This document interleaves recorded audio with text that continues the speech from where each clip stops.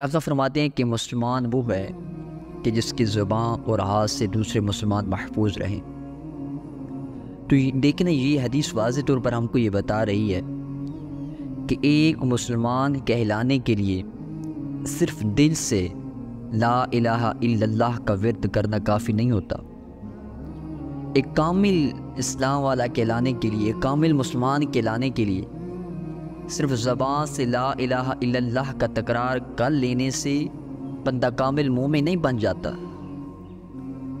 محض کلمہ پڑھ لینے سے بندہ کامل ایمان والا، کامل مسلمان نہیں بن جاتا، بلکہ کچھ چیزیں ہیں، کچھ اعمال صالحہ ہیں کہ جن کے کر لینے سے بندہ کامل مومنوں کے صف میں داخل ہو جاتا ہے۔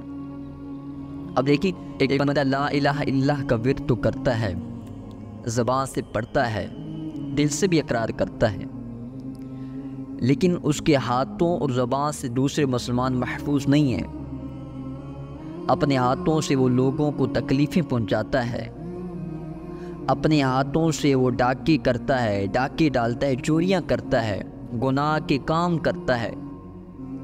اس کی زبان سے کوئی مسلمان بھائی محفوظ نہیں ہے، وہ لوگوں کو گالیاں دیتا ہے، اس کے اخلاق برے ہیں، لوگوں کے ساتھ لڑتا ہے، جھگڑتا ہے، اپنی زبان کے ساتھ لوگوں کی عزتوں پر کیچڑ اچھالتا ہے، تو وہ کیسے کامل مومن بن جائے گا؟ وہ کیسے کامل اسلام والا بن جائے گا؟ تو احادیث کو دیکھنے سے ہم کو معلوم یہ ہوتا ہے کہ کامل ایمان والا، کامل مومن بندہ تب بنتا ہے جب اس کی زبان سے بھی دوسرے مسلمان محفوظ ہوں اور اس کے ہاتھوں سے بھی دوسرے مسلمان بھی محفوظ ہوں۔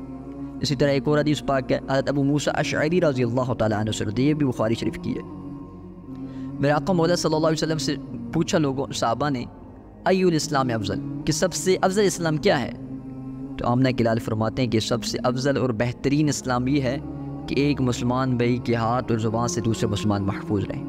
تو یہ کامل مومن ہونے والوں کے لیے یہ صفتیں ہیں، کامل ایمان والوں کی یہ صفتیں ہیں کہ ان کے ہاتھوں سے بھی لوگ محفوظ رہتے ہیں، ان کی زبان سے بھی محفوظ رہتے ہیں۔ ہم ایمان کے نعرے بھی لگاتے ہیں، کلمہ بھی پڑھتے ہیں، لیکن اپنے ہاتھوں سے لوگوں کو تکلیفیں پہنچاتے ہیں، اپنی زبان سے لوگوں کی عزتوں پر کیچڑ اچھالتے ہیں، لوگوں کو تکلیفیں پہنچاتے ہیں، زبان سے کامل مومن نہیں بن سکتے۔